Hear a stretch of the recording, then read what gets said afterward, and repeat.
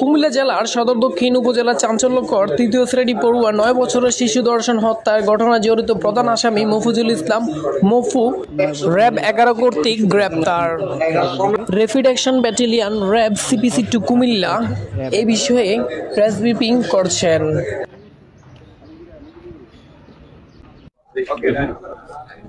বিসমিল্লাহির রহমানির রহিম। আপনারা জানেন, গত ২৯শে এপ্রিল জাস্ট দুদিন আগেই কুমিল্লা জেলার সদর দক্ষিণ থানাধীন এলাকায় একটি শিশু মেয়ে সন্তানকে নৃশংসভাবে ধর্ষণ এবং হত্যাকাণ্ডের ঘটনা ঘটে। হৃদয় বিদারক এই ঘটনাটি সামাজিক যোগাযোগ মাধ্যম এবং প্রিন্ট ইলেকট্রনিক মিডিয়াতে ব্যাপকভাবে প্রচারিত হয় এবং দেশব্যাপী আলোচনার সৃষ্টি করে। বিষয়টি আমাদের নজর আসার সাথে সাথেই আমরা এ বিষয়ে তদন্ত শুরু করি এবং অপরাধীকে দ্রুততার সাথে আমরা আইনের আওতায় নিয়ে আসার জন্য কাজ শুরু করি। এরই ধারাবাহিকতায় গতকাল রাত আনুমানিক ১১টায় আমরা চাঁদপুরের শাহরাস্তি থানাধীন এলাকা থেকে আমরা অপরাধী যে অভিযুক্ত ধর্ষণ এবং হত্যাকাণ্ডের ঘটনায় মফিজুল ইসলাম প্রকাশ মফুকে আমরা গ্রেফতার করতে সক্ষম হই। প্রাথমিক জিজ্ঞাসাবাদে তিনি এই ধর্ষণ এবং হত্যাকাণ্ডের ঘটনার সাথে সম্পৃক্ত থাকার বিষয়ে আমাদের স্বীকার করেছেন এবং এই বিষয়ে বিস্তারিত জবানবন্দি দিয়েছেন। স্থানীয় সূত্রে জানা যায়, ভিকটিমের পিতা সংযুক্ত আরব আমিরাত প্রবাসী এবং মাতা গৃহিণী এবং ভিকটিম শিশু মেয়েটি একটি স্থানীয় স্কুলে ক্লাস 3-তে অধ্যয়নরত ছিল। এই গ্রীষ্মের এই তাপদাহে স্কুলের সময় সকাল 7টা থেকে 10টা পর্যন্ত ছিল এবং ওদের সকালে মেয়েটি স্কুলে যায়। সকালে 11টা বেজে যাওয়ার পরেও যখন সন্তান বাসায় ফেরেনি,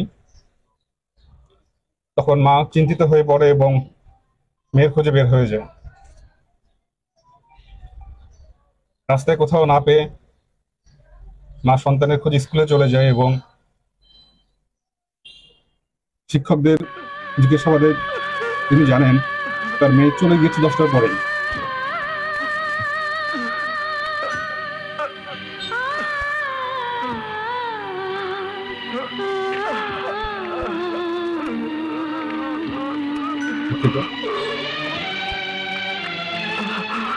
মা বাসা ফেরত আসেন এবং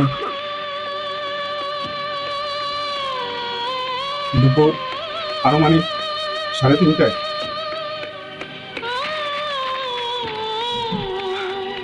জনৈক ব্যক্তি জানান তার মেয়ের লাশ পাওয়া গিয়েছে একটি ধানের জমিতে।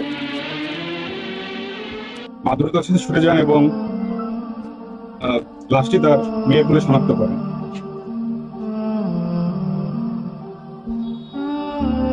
এ সময় জনৈক ব্যক্তি জানান যে তিনি অভিযুক্ত মফিজুল ইসলাম প্রকাশ বা মফুকে তিনি সকাল 11টার দিকে এই বাঁশঝাড়ের ভিতর থেকে দ্রুততার সাথে বের হয়ে যেতে দেখেছেন। আমরা অবিলম্বে তার খোঁজ করি এবং তাকে আমরা গতকাল ধৃত করি। জিজ্ঞাসাবাদে তিনি জানান তিনি ভিকটিমের প্রতিবেশী এবং পুরো পরিচিত এবং এই সুযোগটাই তিনি নেন। তিনি জানতেন কোন সময় স্কুল থেকে মেয়েটি ফিরে আসবে। ঘটনার সঙ্গে কার কার সংশ্লিষ্টতা নেই, তিনি একাই ছিলেন ওখানে এবং তিনি এই কাজটি করেন।